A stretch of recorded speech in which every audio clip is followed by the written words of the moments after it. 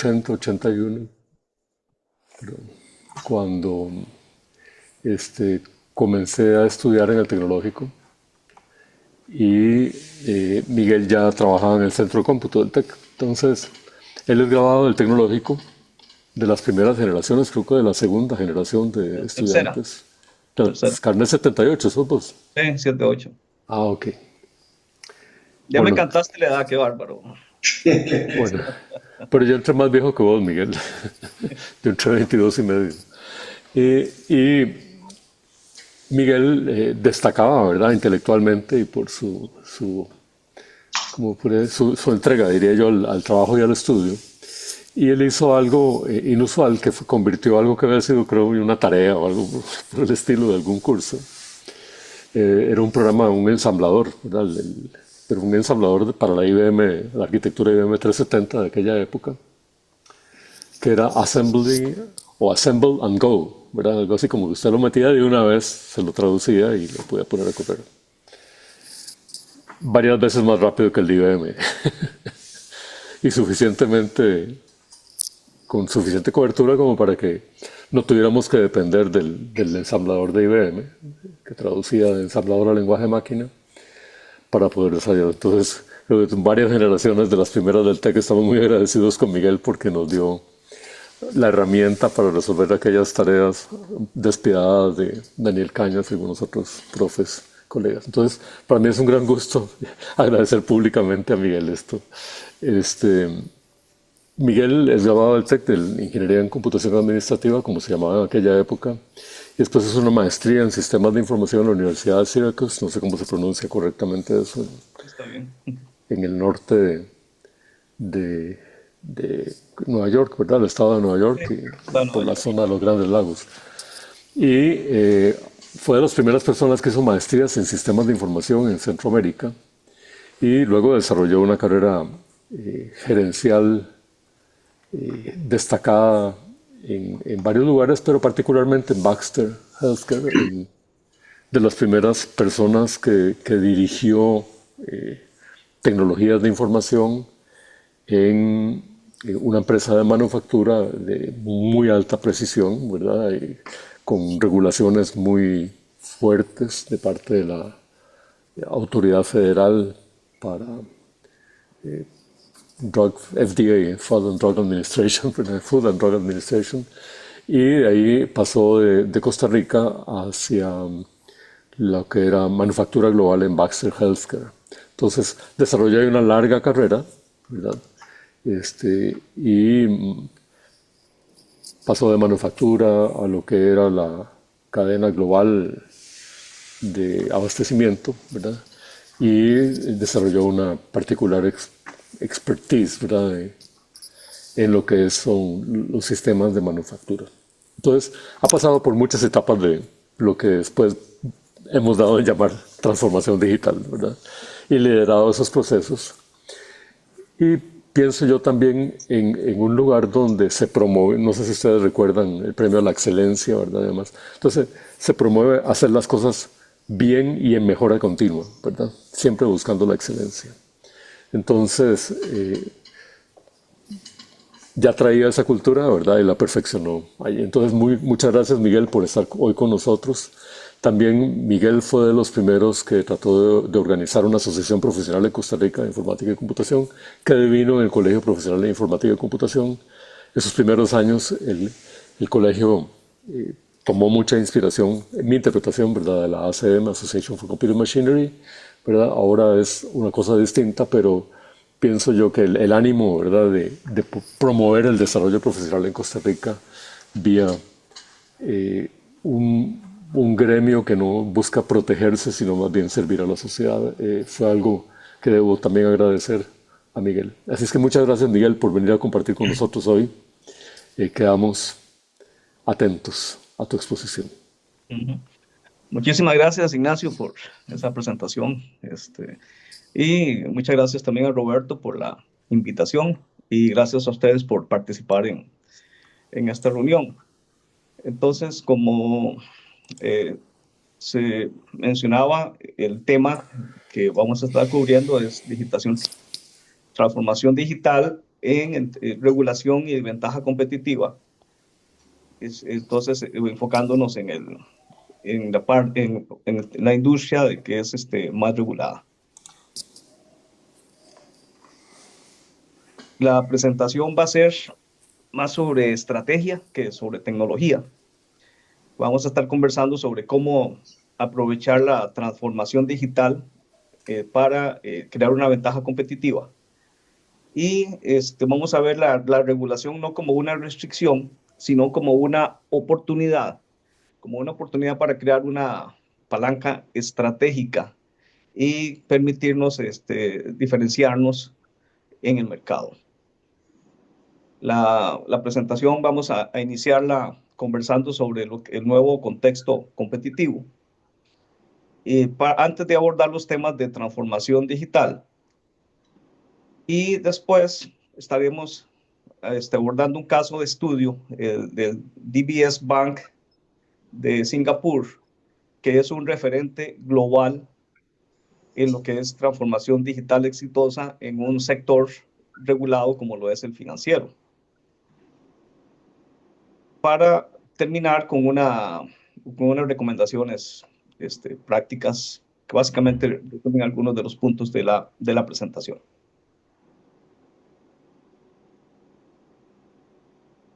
Muy bien, entonces conversemos del nuevo contexto competitivo en que nos encontramos en este momento.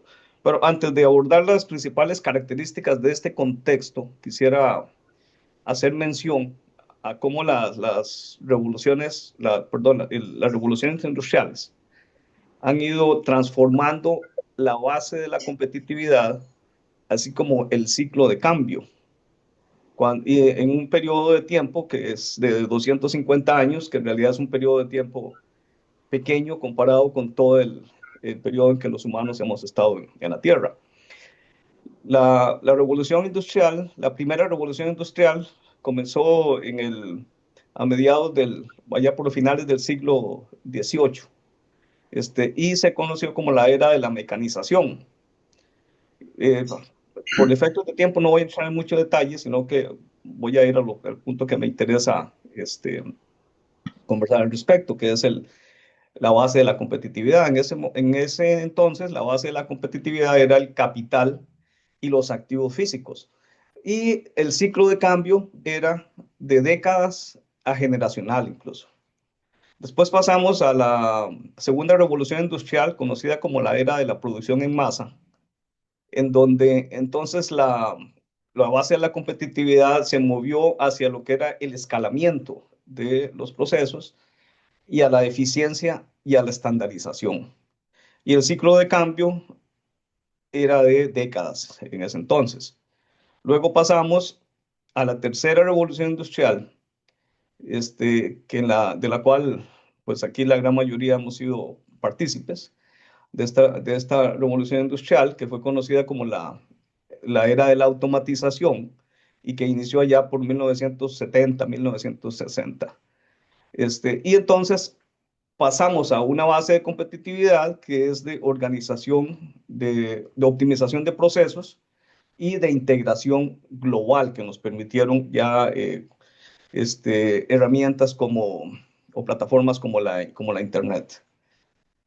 Luego pasamos ya en este siglo, a principios de este siglo, se habla de 2010 hacia adelante, pasamos entonces a la era de la conectividad, en donde ya la competencia, la base de la competencia, ya pasó a ser más lo que es la velocidad, la inteligencia y la adaptabilidad de las organizaciones. La, la quinta revolución industrial que empieza a emerger, esa va a estar caracterizada por la centricidad o los sistemas alrededor del ser humano y la sostenibilidad. Y se espera que la caracterización de la competencia vaya a ser más bien porque tengamos sistemas que sean altamente responsables, confiables y centrados en el ser humano. Pero entonces, como vemos, y la competencia, el ciclo de cambio en estas últimas dos es continuo. Entonces, como vemos, hemos pasado a tener en la cuarta revolución industrial en que nos encontramos, pues la base del ciclo de cambio es continuo.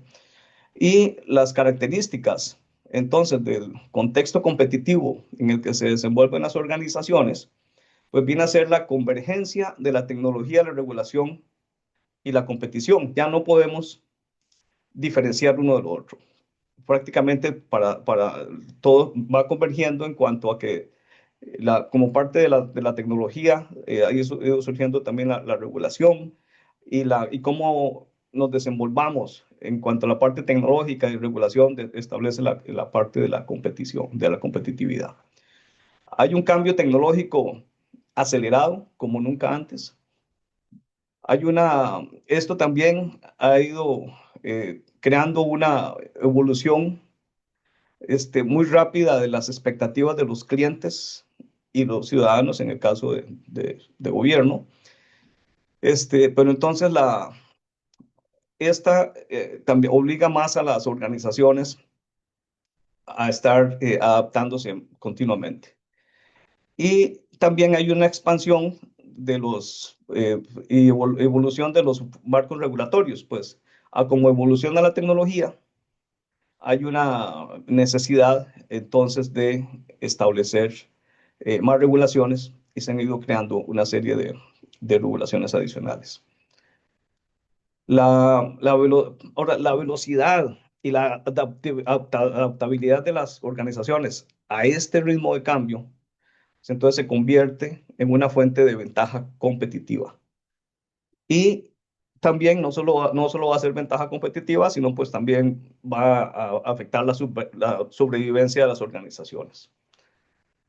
Y otro aspecto muy importante también es que la confianza y el cumplimiento se convierten en diferenciadores estratégicos. Máxime en un ambiente en que estamos ahora con los fake news y hay una serie de cosas de aspectos que se han ido presentando que incluso hasta podemos llamarla a veces la era de la desinformación. Y con los problemas de seguridad, entonces lo que es la confianza y el cumplimiento definitivamente se está convirtiendo en un diferenciador.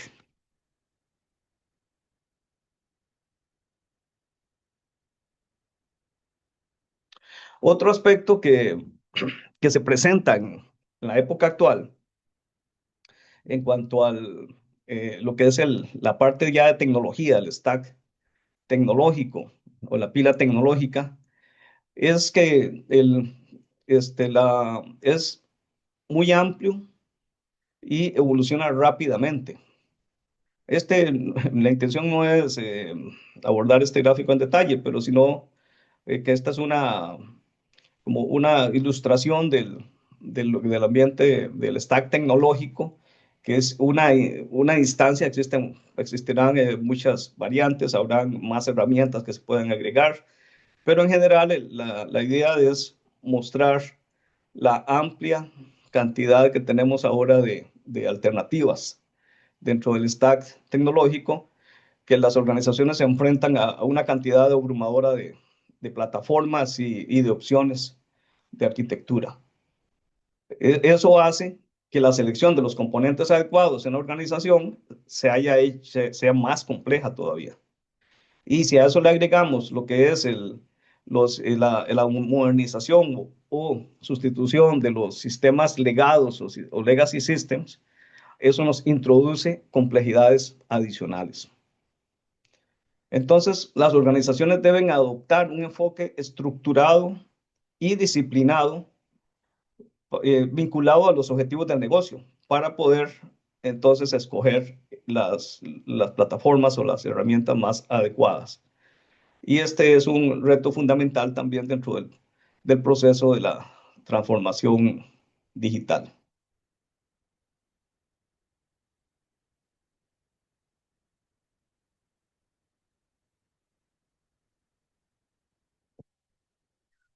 Abordando el tema de la regulación, entonces la regulación debe pasar a ser una palanca estratégica.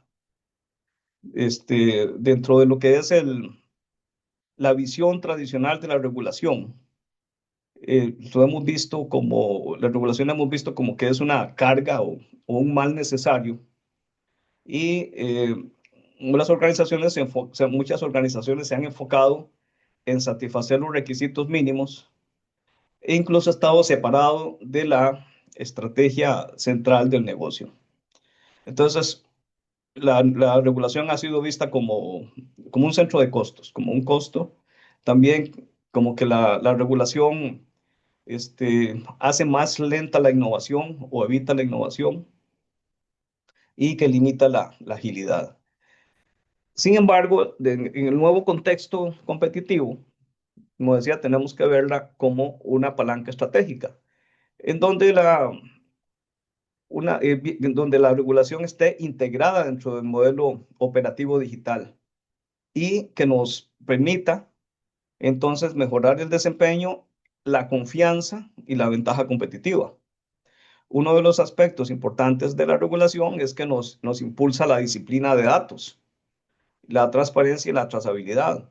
Y como hemos visto, los datos ahora son fundamentales, especialmente en la era de la inteligencia artificial. Si la inteligencia artificial, si antes hablábamos del concepto de que si entra basura, sale basura, con la inteligencia artificial, si los datos que entran son basura, ya no solo tenemos basura, sino que tenemos super basura. Se va a amplificar ese efecto. Entonces la regulación, el cumplimiento, pues nos va a permitir mejorar la disciplina de datos.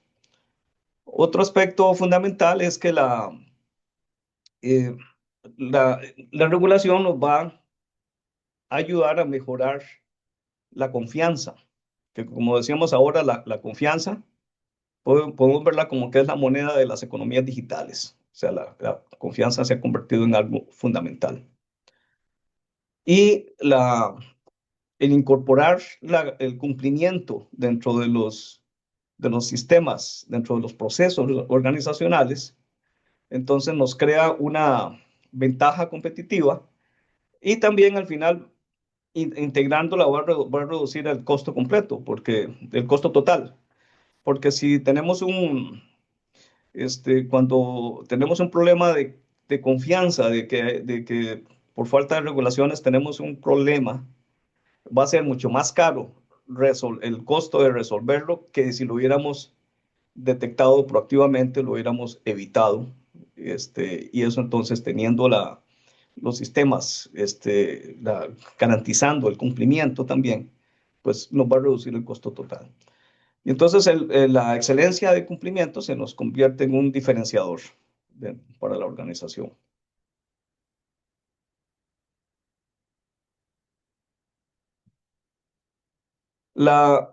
Continuando también con el tema de la regulación.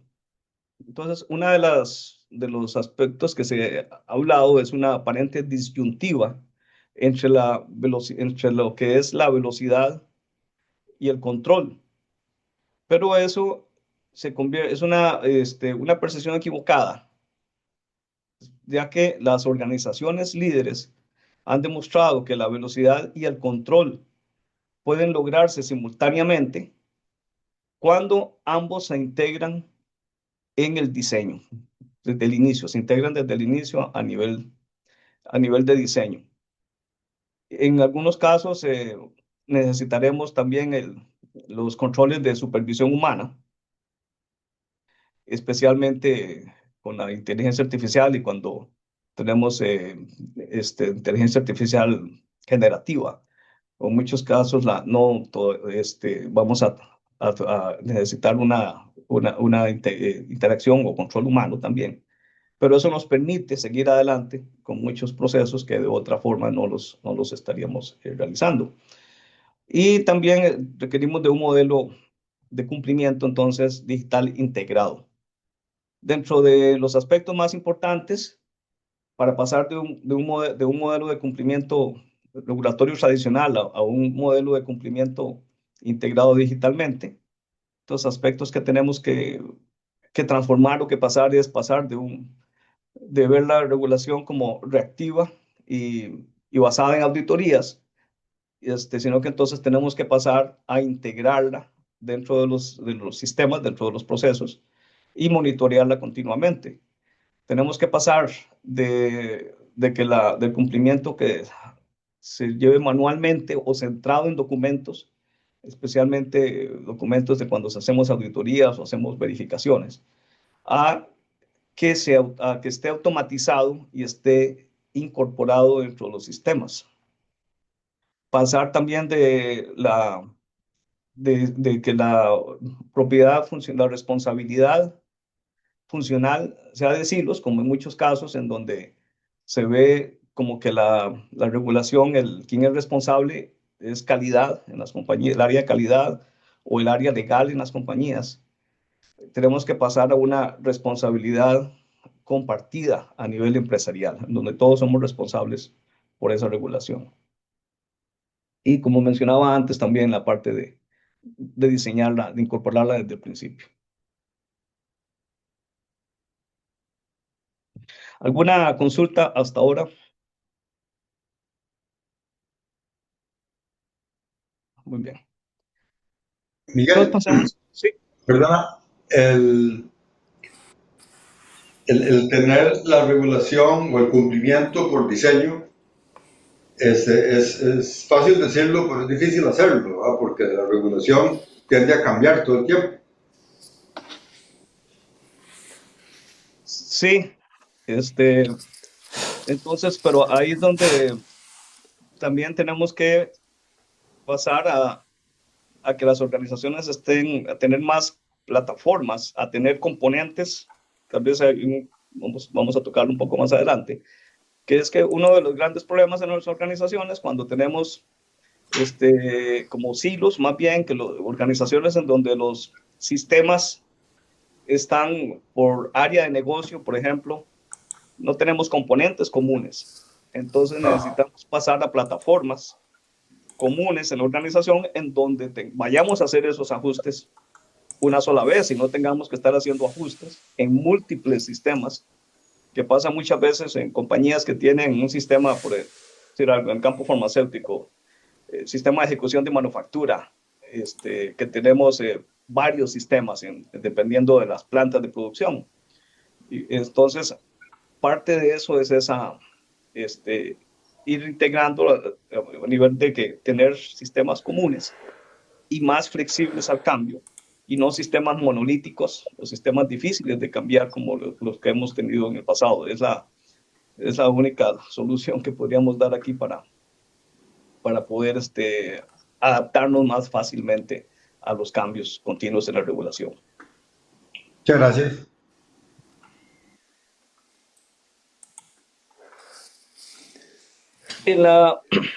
Muy bien, entonces conversemos ahora sobre algunos imperativos o aspectos que tenemos que tomar en cuenta en la transformación digital.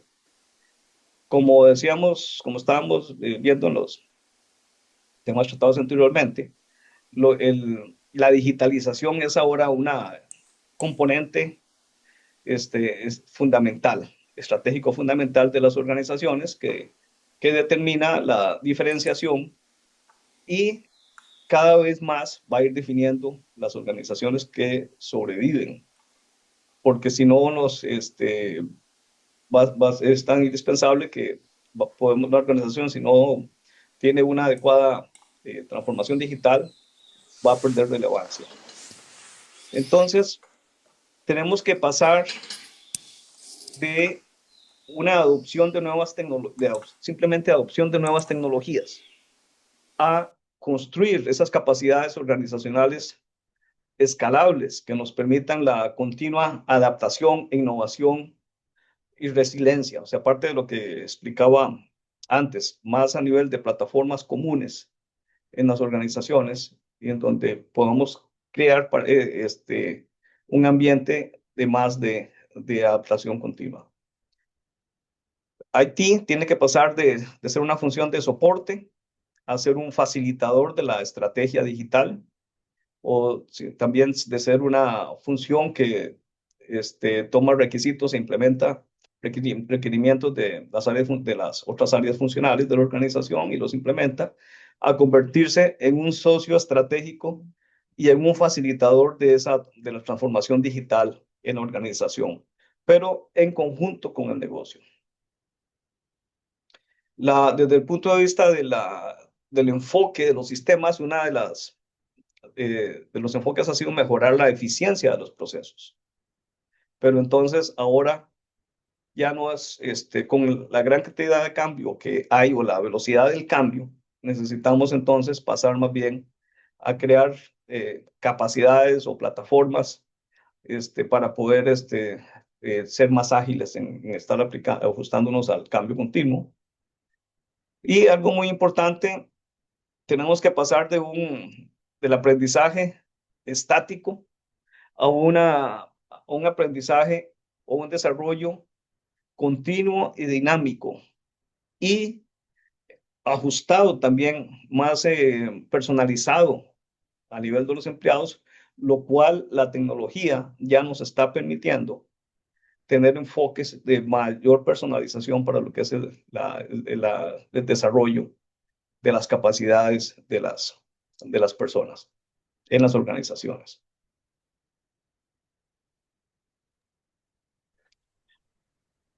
Otros aspectos sumamente importantes a tener en cuenta dentro de la transformación digital es entonces que la tecnología tenemos entonces que integrarla dentro de los procesos claves del negocio y tenemos un mayor beneficio a nivel organizacional, un mayor valor cuando podemos transformar los modelos de negocio. Por ejemplo, un caso con el que todos estamos muy familiarizados, el caso de Uber. Uber pudo haber sido una alternativa, era mejorar los sistemas de administración de taxis.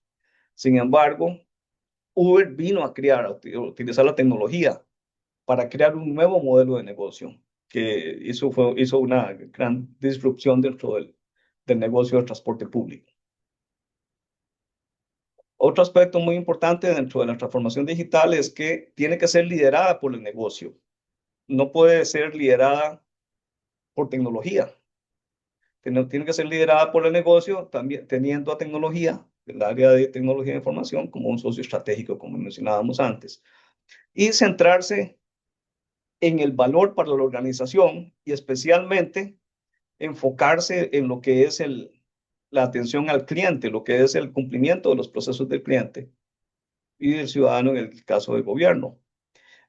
Y dejar entonces también, por otro lado, de enfocarnos en proyectos específicos, sino más bien crear productos y servicios, enfocarnos con una perspectiva de productos y servicios en la organización para evitar lo que son los silos, o sea, los silos funcionales, en donde el enfoque es por áreas, finanzas, mercadeo, etcétera. Tenemos que enfocarnos entonces más bien en crear de nuevo plataformas de servicios.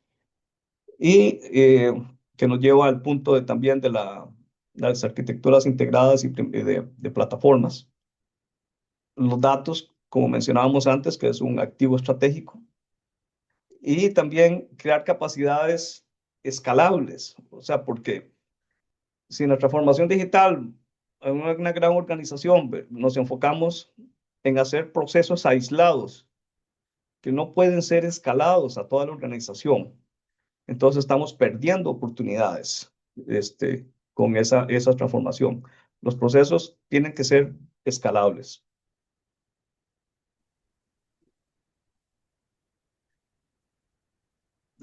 Un componente muy importante es el liderazgo. En la transformación digital, o sea, en muchas organizaciones se dice incluso que a veces la parte, por compleja que sea, pero que la parte más sencilla es la parte de la tecnología, porque en muchos casos podemos comprar tecnología, pero la, pero la parte de liderazgo en la organización es fundamental. Eso no podemos comprarlo tan fácilmente, no podemos cambiar la cultura de las organizaciones. Y aquí es importante tomar en cuenta lo que se llama la ley de Martech, que establece que la tecnología va evolucionando exponencialmente, mientras que el cambio en las organizaciones evoluciona logarítmicamente, o sea, mucho más lento. La adaptación de las organizaciones es mucho más lento. Entonces, eso nos viene a crear una brecha, que es, que es una brecha que debe de ser compensada, debe de ser resuelta por el liderazgo. O sea, el rol de los líderes va a ser cerrar esa brecha, definiendo la visión digital y acelerando el cambio organizacional y definiendo y priorizando lo que es más importante para la organización.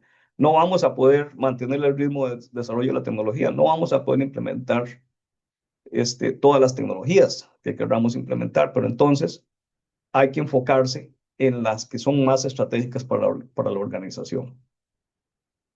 Dentro de los aspectos importantes a tener en cuenta, entonces, en el liderazgo, es en la parte de gobernanza, tenemos que tener una gobernanza integrada, pero también hacer una gobernanza bajo límites, en donde los equipos de trabajo puedan tener cierta libertad mientras tengamos esos límites o se mantengan esos límites o controles para evitar que la gobernanza se nos convierta más bien en un freno.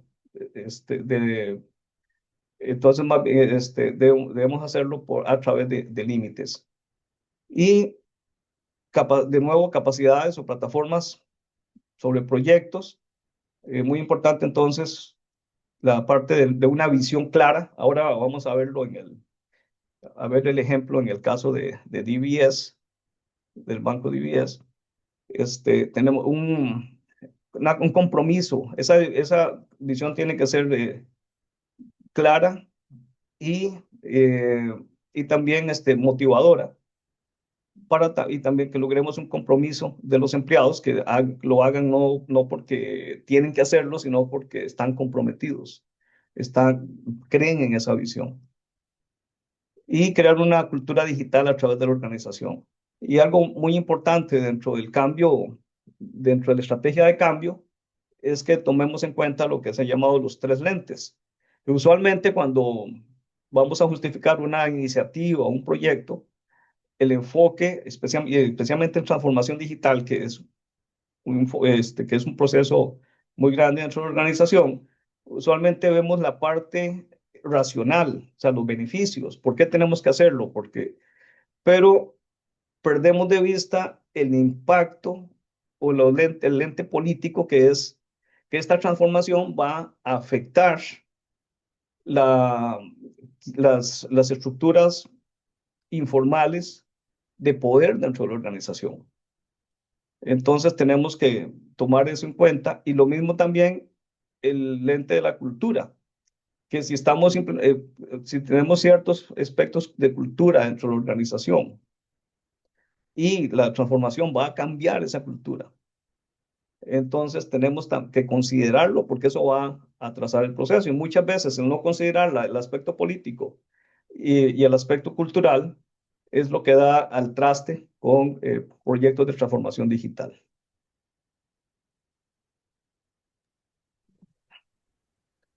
Muy bien, ¿alguna consulta hasta ahora? Tal vez, Miguel, Ujú. bueno, muy clarito el gráfico, esa ley de Martech. Digamos que explica mucho lo que ha pasado en el mundo, ¿verdad? En los últimos tiempos, casos, ¿verdad? Que todos sabemos, Kodak, qué sé yo, que no, ¿verdad? Que no pudieron seguir el ritmo, no entendieron el ritmo y desaparecieron siendo líderes, ¿verdad? En la industria. Eh, entonces eso le pasa a todo mundo, ¿verdad? Le pasa a Ujú. todas las industrias y en todas las empresas y en todas las sociedades, ¿verdad? Está ahí en como intrínseco en el humano, ¿verdad? Y eh, como la normativa, la regulación que nos trata de dar un orden, ¿verdad? Porque si no hay normativa, digamos, hay caos. Entonces, como esa normativa que se va creando comienza como, ¿verdad? Como el cemento, a endurecerse y entonces más bien ya no nos permite movernos. Entonces, eh, claramente, pues sí, aquí está dicho lo que hay que hacer, ¿verdad? La que lo quería plantear es qué hacemos con la normativa, la regulación, que una viene de afuera, como de la industria, y otra es la que hacemos adentro en las organizaciones, procedimientos, manuales. ¿Y cómo podríamos simplificar, reducir, consolidar, ¿verdad? La regulación, que si hablamos de país, no sé, ¿quién de ustedes sabe si dice que aquí hay 17.000 leyes, no sé cuántas hay en Costa Rica?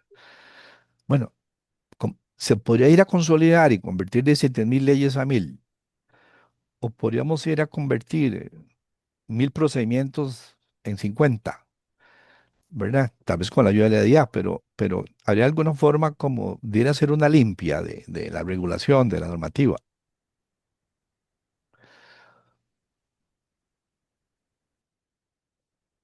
Sí, ese es un punto muy importante, pero al final, dentro de lo que podemos hacer dentro de la organización, es tratar de ser más ágiles en cuanto a que muchas de esta regulación sea implementada a través de los sistemas, que no tengamos que tener procesos alternativos. Es lo que te puedo decir en este caso, porque la otra parte de cambiarlo sería ideal, de poder reducir y que no hayan procesos que sean a veces hasta redundantes, en donde para una regulación tenemos que hacer algo y casi que la otra tiene algo parecido, pero con algunas pequeñas diferencias y que tenemos que volver a hacer otro proceso. Tenemos una mano alzada de Tomás y otra de Nacho. No, no sé cuál estaba fijando. Em, no sé si estaba yo o Nacho, pero le doy yo entonces. Dale, dale. Yo tengo tres preguntas, ¿verdad? A mí me preocupa siempre el riesgo de quedarnos en lo mismo, ¿verdad? Es decir, todas estas cosas ya las sabemos desde hace rato. Eh, y lo digo por lo siguiente. Algo que estamos omitiendo es que nosotros somos una sociedad tecnogénica, ¿verdad? Es decir, ya no es que nosotros no es que nosotros simplemente creamos tecnología, sino la tecnología nos crea a nosotros mismos. La sociedad está siendo transformada por la misma tecnología, ¿verdad? Y eso desde hace rato. La computadora es un buen ejemplo de eso. Nosotros ya no somos la misma sociedad desde la aparición de la computadora. Punto, ¿verdad? No hay nada extraño en eso. Eh, Teniendo eso en consideración, a mí siempre me ha gustado elementos de cibernética de segundo orden, donde el problema de la regulación es que siempre hemos visto la regulación como una atenuación de la variedad de entrada. ¿Qué quiere decir esto? Restringir el funcionamiento del sistema para poder regularlo, ¿verdad? En lugar de amplificar la capacidad de respuesta, donde el sistema lo que hace tiene un repertorio mayor para poder trabajar con la variedad que el sistema ofrece. Un ejemplo clásico, ¿verdad? Es en un colegio, ¿verdad? Donde es más fácil ponerle uniforme a todos los chicos, que sea el mismo, a tener que estar lidiando con cuestiones de identidad de los jóvenes, ¿verdad? Entonces, el problema es que la atenuación disminuye la variedad y por tanto las capacidades de cambio dentro de la organización, etcétera, etcétera. Esa es el primera pregunta, ¿verdad? ¿Cómo transformar la regulación en un sistema de amplificación del repertorio de respuesta y no de atenuación de la variedad? Porque el futuro no se puede prescribir, es muy difícil, ¿verdad? Entonces, ¿cómo regular? Hacer un sistema legal que regule lo que no existe, ¿verdad? O lo que no ha sucedido. Y en ese contexto, el problema que tenemos como sociedad costarricense, por ejemplo, es que entonces nosotros no podemos explotar sectores del mercado que son alegales porque se legalizan demasiado rápido aquí en el país. Por ejemplo, aquí en Costa Rica sería imposible hacer un Facebook. Que un costarricense, un emprendimiento haga un Facebook. ¿Por qué? Porque la legislación no se lo permitiría. Mientras que en otros países tampoco en este momento, pero tuvieron esa primicia de poder hacerlo. Entonces nosotros mismos nos majamos ¿verdad? Los talones porque no podemos avanzar. Y tal vez el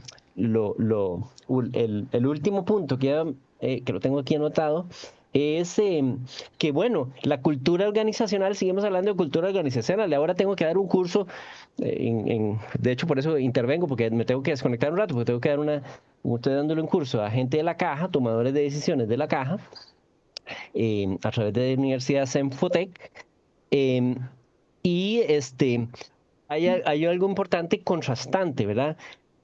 La cultura, este gráfico de Martech es para la cultura organizacional. La cultura de las personas está más que transformada desde hace rato, ¿verdad? Porque nosotros mismos somos gestados por esa tecnología.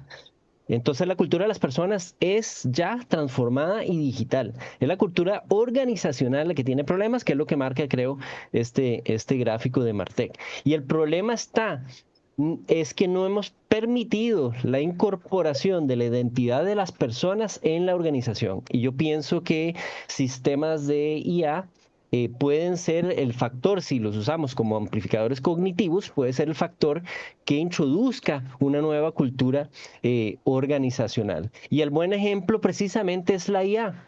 En la caja no hay ningún tipo de reglamento o disposición del uso de IA. Y todos y todas, desde médicos hasta administrativos, están utilizando la IA a full para sus procesos y para mejorar sus propias actividades. Entonces, la cultura organizacional tenemos que dejarla de verlo como un macrosistema que alguien decide cuál es la cultura organizacional y empezar a permitir, precisamente pensando en esta misma idea de amplificar la capacidad de respuesta, que la cultura empiece a venir y a emerger de las personas mismas hacia la organización y no como un sistema al revés. Gracias. Sí, yo creo que definitivamente son puntos muy, muy importantes y dentro de lo que es esa cultura organizacional, otro, la que es también que mencionaba de la gobernanza, es que lo peor que podemos hacer es empezar a detener esos avances, sino que lo que hay que hacer es determinar establecer ciertos límites y dar más empoderamiento a la gente, porque si no, una de las cosas también a nivel país que nos puede pasar es que esto no se detiene, del desarrollo tecnológico, y entonces más bien nos va a ir, si no nos metemos, no nos subimos adecuadamente al tren, entonces vamos a terminar con una brecha más amplia todavía con respecto a otros países, y vamos a perder competitividad.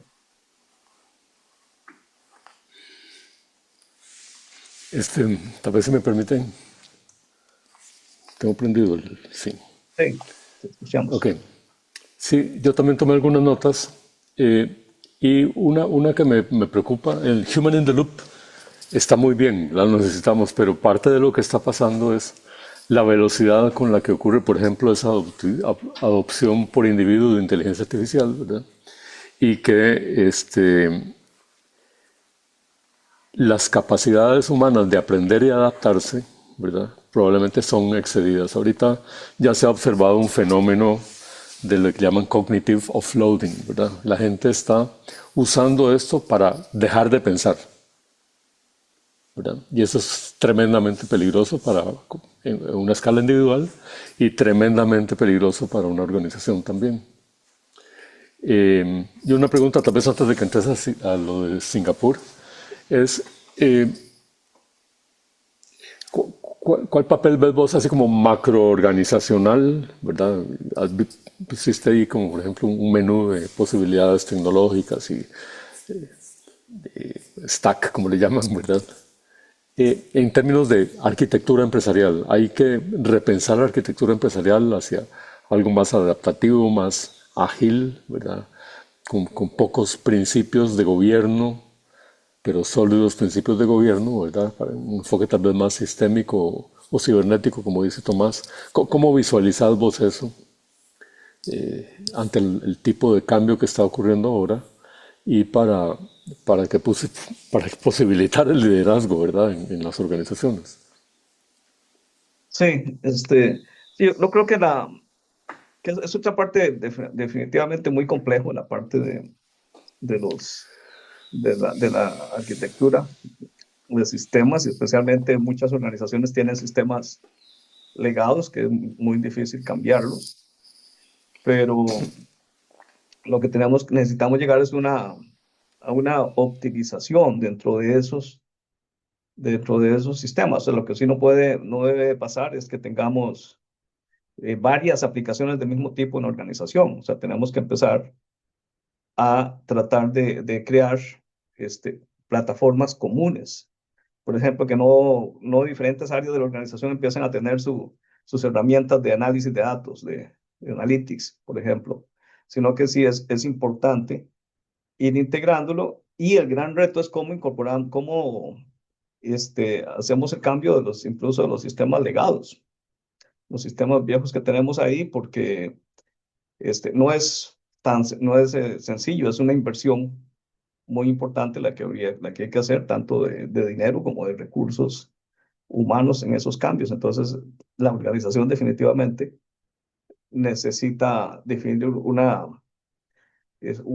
transformación digital en la cual se permita ir implementando métodos, nuevos sistemas a la vez que se van reemplazando los sistemas legados. Ahora, en el caso de este Banco Singapur, voy a mencionar algunos de los puntos que tocan esto que estás indicando, Nacho. Perfecto, perfecto.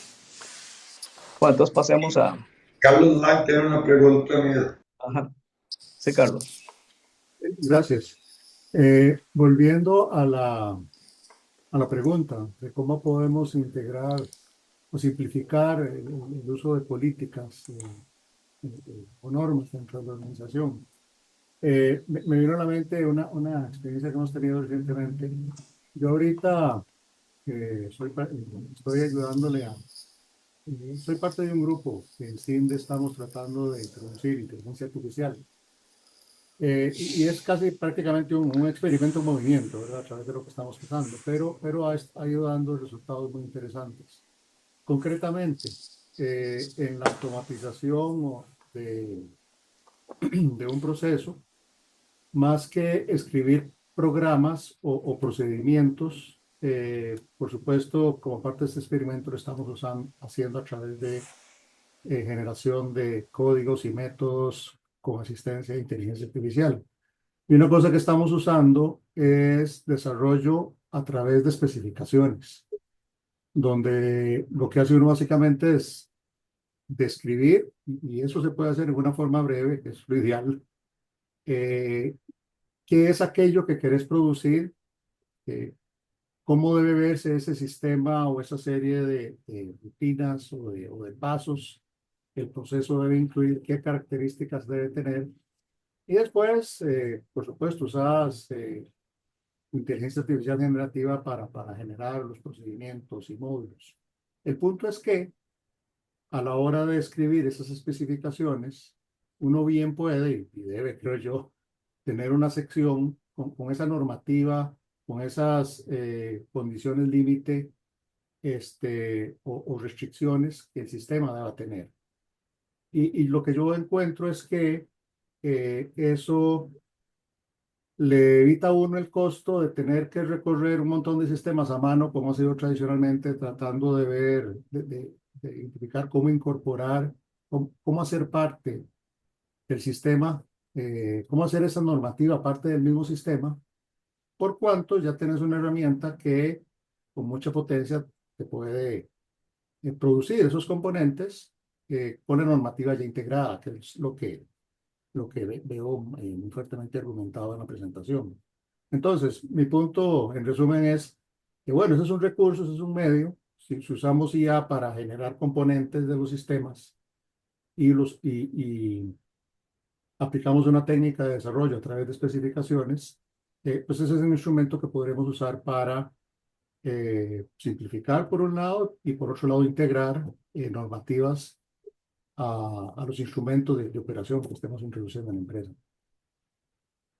Espero que tenga sentido y tal vez podamos entrar a fondo en otra ocasión a detalles de lo que estamos haciendo allá. Muy bien. Perfecto, Carlos. Muchas gracias. Sí, voy a pasar a conversar sobre este caso, que es muy interesante. Como mencionaba al principio, DBS Bank es un referente a nivel global en lo que es transformación digital exitosa. El proceso de DBS Bank empezó como en el 2014. Y entonces, en ese momento, el banco lo conocían como Damn Bloody Slow, que en términos, en términos más decentes podemos traducirlo como terriblemente lento. Y pasó de ser un banco terriblemente lento a ser considerado el mejor banco digital del mundo, o por lo menos por algunas organizaciones que le han dado ese premio. Entonces, este banco tiene su casa matriz en Singapur, presencia en 19 mercados, más de 41,000 empleados. Es uno de los bancos más importantes de Asia. El banco entonces allá por el 2014,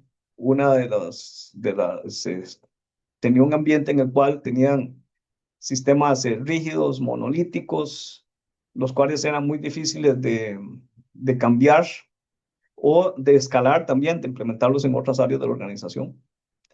Por otro lado, la eficiencia operacional tenía una gran ineficiencia operacional en donde la relación de costos operativos contra ingresos era muy alta.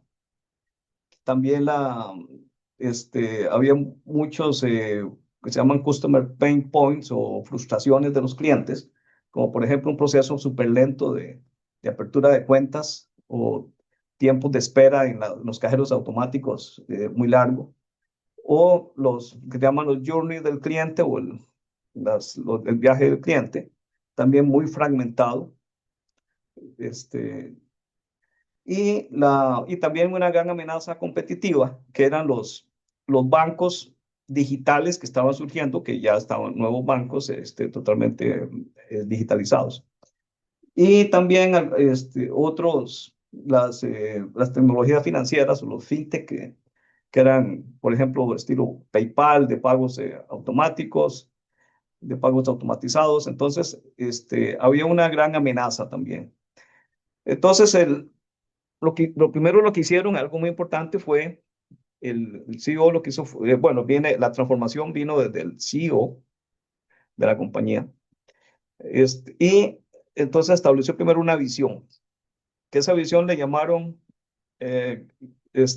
Gandalf, inspirándose en el Señor de los Anillos, pero básicamente lo que quería decir, la visión era hacer un benchmark, no contra otros bancos, sino contra los gigantes tecnológicos. Entonces, Gandalf lo que significa es G de Google, Amazon, Netflix, la D de DBS en el medio, y después Apple, LinkedIn y Facebook. Entonces, ellos hicieron benchmark contra estos compañías tecnológicas, y por otro lado también establecieron una visión clara y bien motivadora dentro del personal, así que le llamaron Make Banking Joyful, o sea, hacer que hacer banca fuera agradable para el cliente. Entonces, que fuera un proceso sin mucho esfuerzo, y que fuera más invisible para los clientes.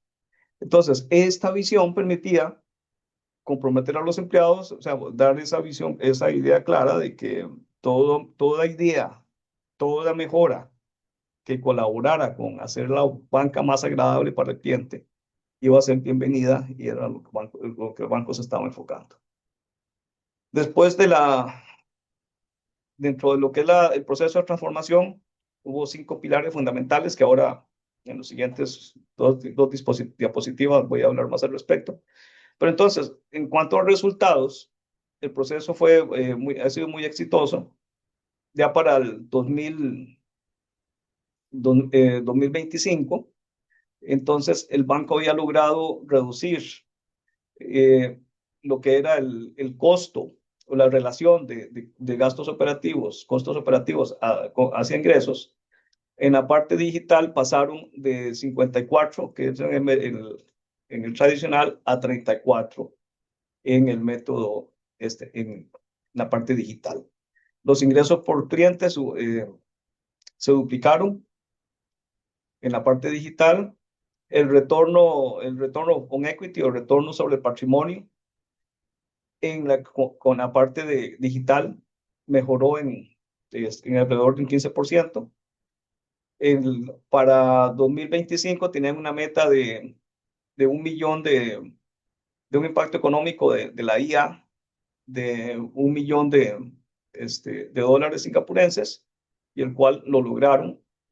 El banco fue reconocido, ha sido reconocido entonces por múltiples organizaciones como el mejor banco del mundo o el mejor banco digital.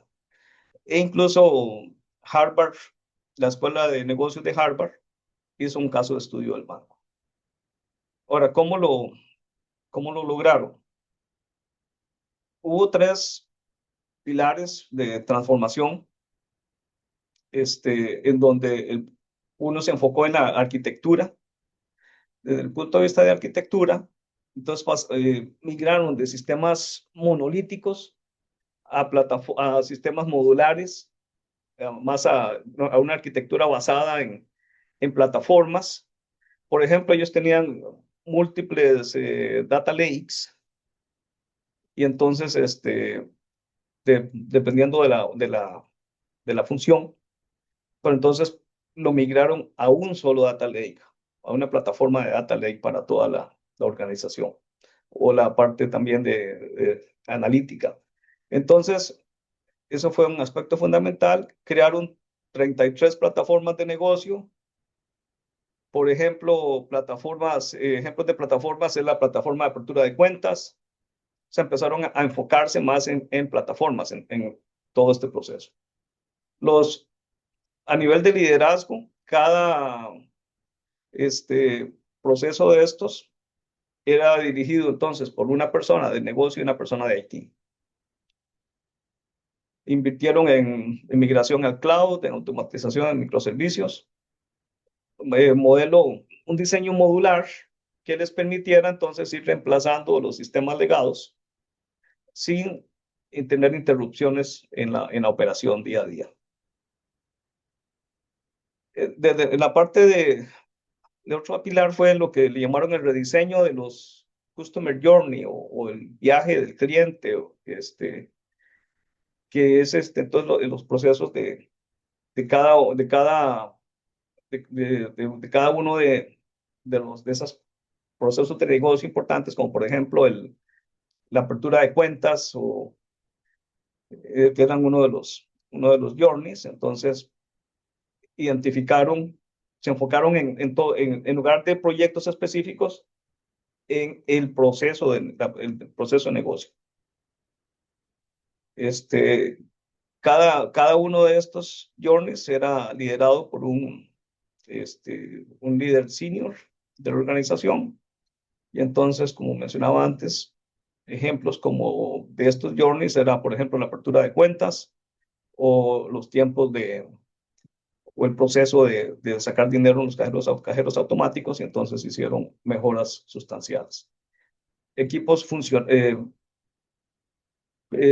interfuncionales, interdisciplinarios, para evitar también de que ese proceso fuera por silos organizacionales. Y desde el punto de vista de proyectos de IT, entonces pasaron de proyectos de Big Bang a tener proyectos con releases frecuentes, con una entrega continua. Desde el punto de vista de cultura y modelo operacional, entonces pasaron a un modelo operativo ágil, centrado en lo que era importante para el cliente. O sea, en lugar de que los resultados del cliente, enfocado no en métricas de proceso, sino más en lo que fuera importante para el cliente. Ellos hicieron una para mejorar todavía la parte de trabajo interdisciplinario entre IT y el negocio. Entonces, antes IT lo tenían en edificios aparte, separados.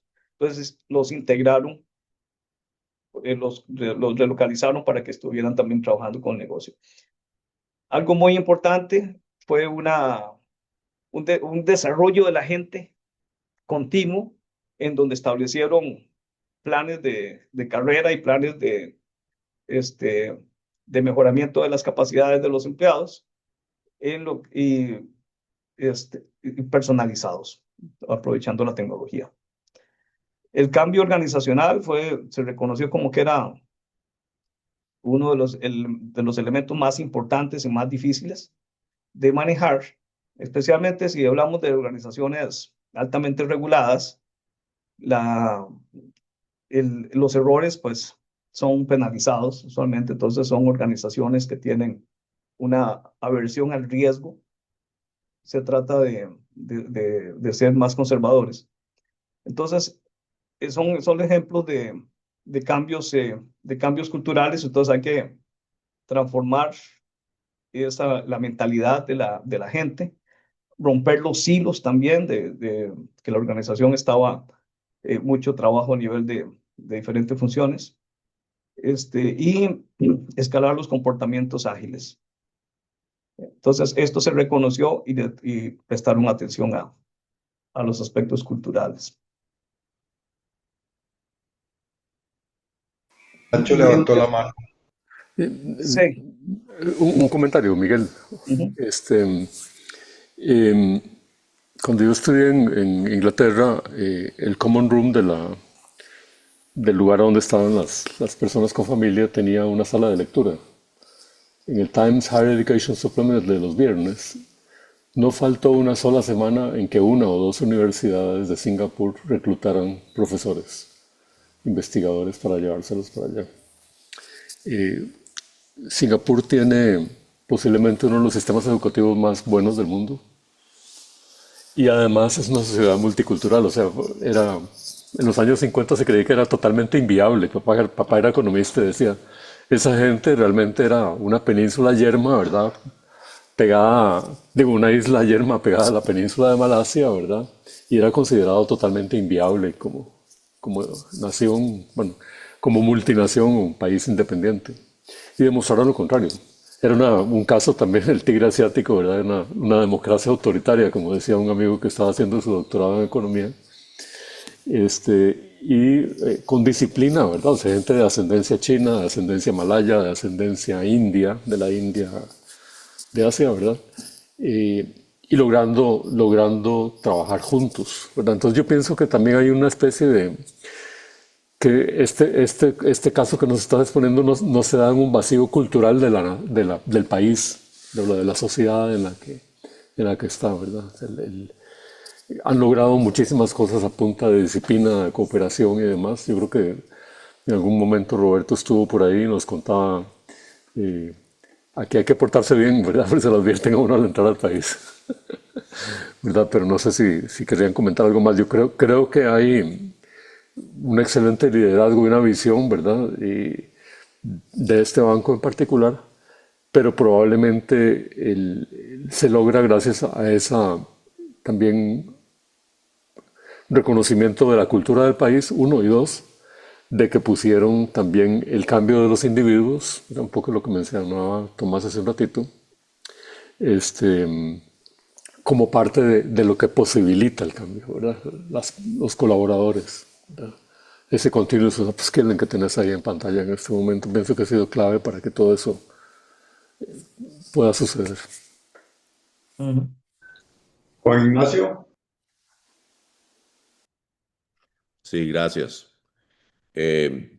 Sí, Miguel, muy interesante este caso del Banco DBS de Singapur. Viendo ahorita su página web, ellos se definen como, ¿verdad? Como un AI-enabled bank, que eso conlleva muchísimas responsabilidades, ¿verdad? Para personas que confían en el manejo de sus fondos económicos a bancos como estos. ahí me llama la atención el primer comentario que hiciste al inicio, ¿verdad? De si le metes datos basura a procesos de inteligencia artificial, vas a recibir super basura.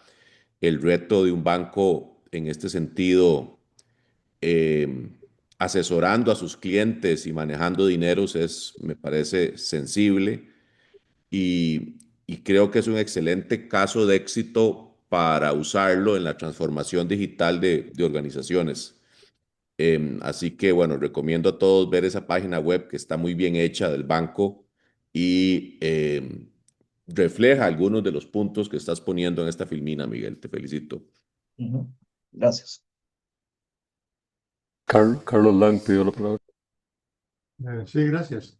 No, me preguntaba yo cuánto tiempo le tomó al banco realizar esta transformación, si tenés el dato, Miguel. Ellos iniciaron la transformación en el 2014. O sea, ha sido una transformación continua. Y uno de los aspectos interesantes también aquí, eh, en esta otra diapositiva, está enfocado desde el punto de vista de la estrategia de AI, que por ejemplo, ellos empezaron alguna estrategia a aprender de las fallas, que ellos entonces empezaron con en el 2014 intentaron implementar Watson de IBM. No voy a entrar mucho en detalles aquí por razones de tiempo, pero básicamente el punto es que fallaron, la tecnología no estaba en ese momento lista para lo que ellos querían hacer, y entonces no lograron el nivel de precisión y simplemente después de 18 meses de trabajar en esto, dijeron cerramos el proyecto y tomemos las lecciones aprendidas para mejorar nuestra digitalización, la estrategia de digitalización. Entonces también es una de los aspectos importantes aquí dentro del banco. Pero entonces yo diría que han sido más de 10 años, pero en los cuales ellos han ido mejorando. Por ejemplo, parte de la estrategia inicial o esta Digitalization Wave fue entonces empezar con los procesos más fundamentales del banco primero para después pasar a procesos más complejos. Y siguiendo con esto también, en caso de AI, fue una industrialización a escala, como ellos le llamaron. Durante este periodo, ellos tienen más de 800 modelos de AI con 350 casos de uso. De las aplicaciones que se enfocaron con AI, está lo que es como alertas hiperpersonalizadas para los clientes sobre inversiones y planeación financiera. Y algo aquí también muy interesante, que es insights más profundos o análisis más profundos para los gerentes de relaciones con los clientes, para atención de clientes. Aquí ellos también llegaron a un punto en el que empezaron a ver con inteligencia artificial que la inteligencia artificial puede tener alucinaciones.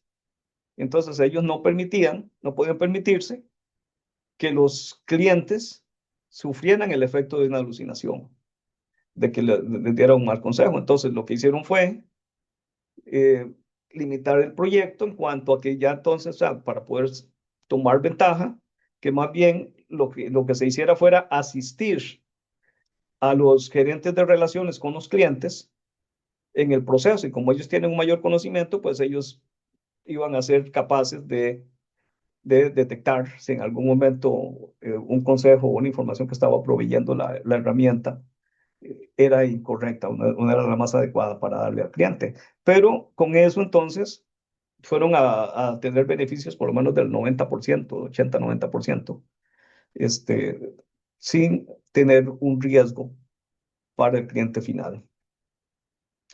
Y el otro aspecto también que utilizaron inteligencia artificial ha sido para lo que es la personalización de los planes de carrera y de mejoramiento de los empleados.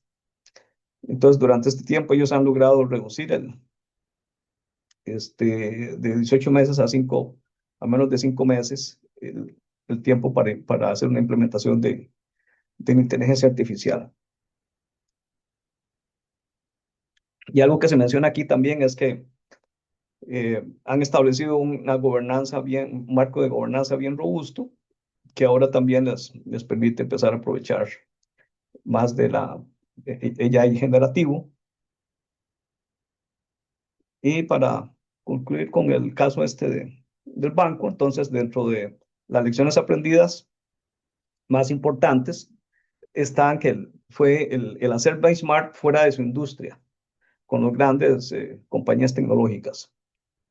Después también medir el impacto en términos del negocio. ¿Cuál es el impacto sobre el balance de resultado de las iniciativas? Y no métricas superficiales como métricas que lo que vienen es a medir actividad y no resultado final. El cambio cultural fue visto como la verdadera transformación, que la tecnología al final a pesar de la parte compleja, fue la parte más fácil comparada con el cambio cultural. Y hago la salvedad de que no es algo fácil. La parte de que se fallaron en algo, detectaron que algo estaba fallando, entonces simplemente decidieron cerrar con con esto, tomar las lecciones que pudieron aprender de eso y mejorar su proceso hacia adelante. Algo también muy importante fue la preparación en la parte fundamental, porque la tecnología, en el caso de la inteligencia artificial, el éxito no va a ser tener la tecnología más avanzada o más sofisticada, sino contar con fundamentos sólidos. Por ejemplo, datos confiables, procesos claros y tener la gente preparada y una gobernanza robusta. Fue parte fundamental para el éxito de la inteligencia artificial. Y también construir para el largo plazo, porque como vemos el proceso del banco, ya tienen más de 10 años en este proceso y continúan generando beneficios.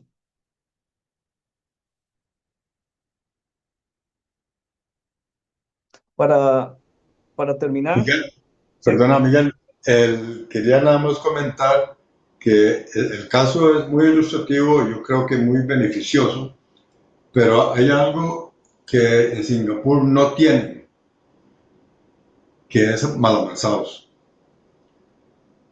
Y yo creo que eso puede ser, o sea, hay que tomarlo en cuenta, eso puede hacer una diferencia enorme.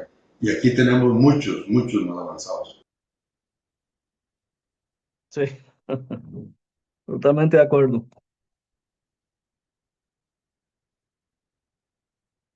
Aquí la parte cultural es aún más retadora. Pero Jiménez levantó la mano. Pedro Jiménez.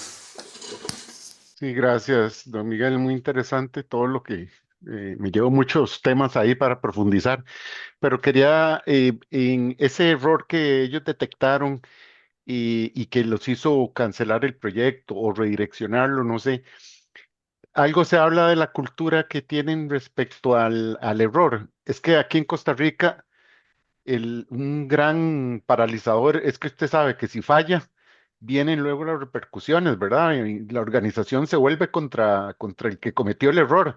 No hay como una cultura de aceptación al error que genera de beneficios. Ya hubo un error, ¿qué podemos sacar de ese error? Entendería por la parte inicial de la filmina, que en este banco sí, ellos determinaron que hubo un problema con la escogencia, con lo que decidieron hacer. Supongo que gastaron un montón de plata incluso, pero siguieron adelante en otra dirección. No descabezaron todo, sí, entonces la pregunta específica es si sabe, si es un aspecto cultural u organizacional sobre cómo eh, se actúa ante proyectos fallidos, ante el error. Muchas gracias. Ujú. Sí, eso es un aspecto muy importante, que es cambio de la cultura. Hay que cambiar, hay que hacer un cambio en la cultura, especialmente en la cultura de las organizaciones reguladas, en donde no hay una aceptación, el error se castiga. Entonces, aquí hay que cambiar eso. Eso pasa también, otro ejemplo, la industria farmacéutica, por ejemplo. Cuando se hace una nueva medicina, es interesante de que para tener un proyecto exitoso hay algunos fallidos. Y también ahí se gastan cientos de miles de dólares o millones de dólares en proyectos. Pero entonces, hay un lema que se dice, eh, eh, bueno, que básicamente de que si se detecta un problema, que algo que va a fallar, definitivamente hay que cerrar el proyecto lo más rápido posible y dejar de invertir en eso y tomar las lecciones que se puedan aprender de eso para otros proyectos. Pero sí hay que crear esa cultura en la cual se pueda innovar y este, sin miedo a que un fallo sea, sea castigado y no se tome como un aprendizaje.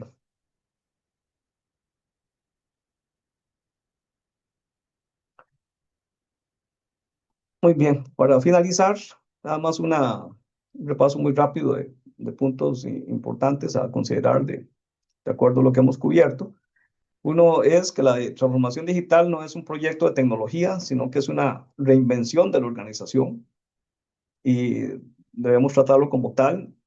Debemos entonces tener un enfoque tanto en la creación en la parte de tecnología, ¿no? En la parte digital, de capacidades digitales, como en las capacidades de liderazgo.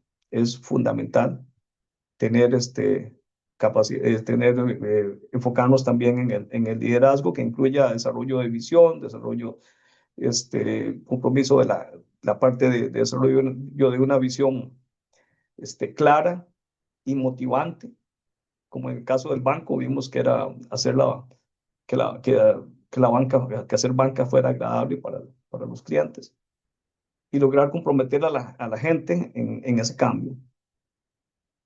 Diseñar el cumplimiento desde el inicio y tratando la regulación como una palanca estratégica, que básicamente es no esperar hasta el final para incorporarla, sino que incorporarla desde el inicio y usar el governance para guiar el proceso, no para pararlo. Si lo comparamos con un carro, el governance debe ser como el volante que nos permita dirigir hacia donde nos desplazamos, pero que no sean los frenos para frenar el desarrollo.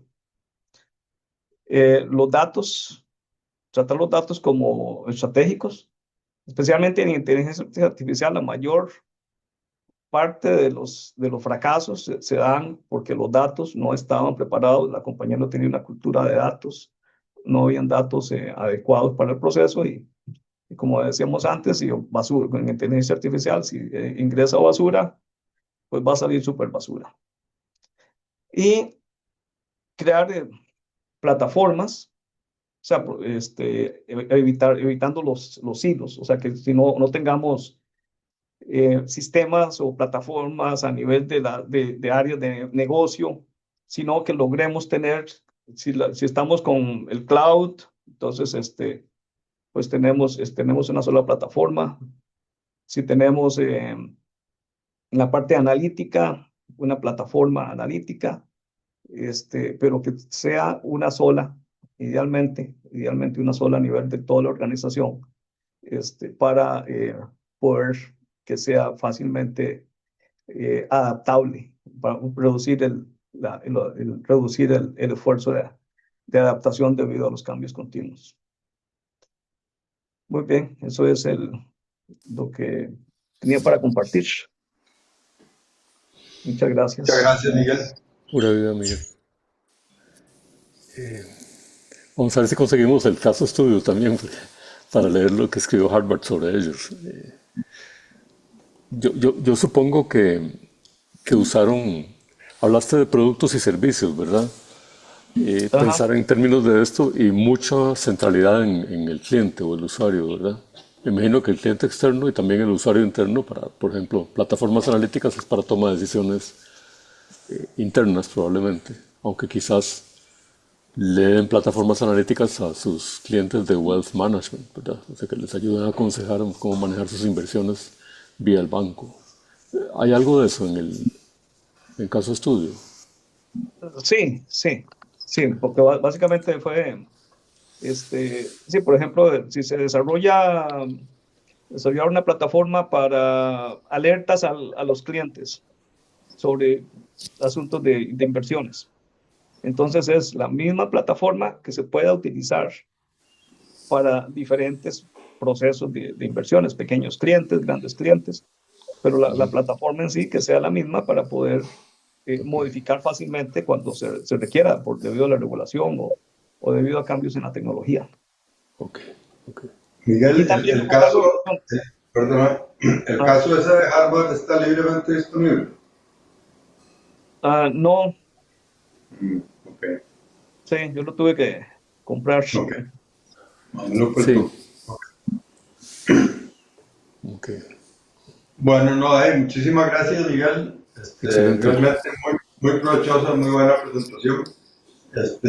Por favor, aprovechemos todos y le damos las gracias a Miguel. Y nos vemos next time you're here. Quiero aprovechar para agradecerle a Miguel. Si mal no recuerdo, hace como 35 años Miguel nos trajo la primera multinacional al club, ¿verdad? Baxter. Ajá. Mucho Así gusto. es. Muchísimas gracias. Muchas gracias. Excelente. Muchas gracias, Miguel. Muchas gracias a todos. Muy bueno. Pura vida. Que Gracias, tengan muy un buen día, abrazo a Miguel. todos. Gracias y que todos tengan buen día. Hasta luego. Bien, Muchas Buen gracias día. a todos. bien.